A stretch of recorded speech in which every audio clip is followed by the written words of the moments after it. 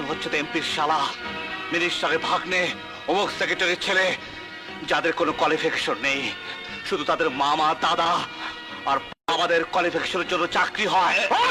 এই এই শহরের বাচ্চা, তোরা যখন ঠিক মতো চাকরি দিবি না তো কেন আমাদের মতো বেকার ছেলের ভাগ্য নিয়ে খেলা করিস?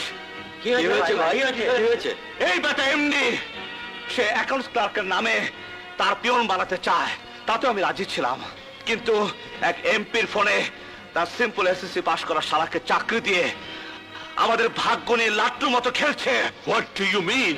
I mean to say, I am not sent by MP or minister.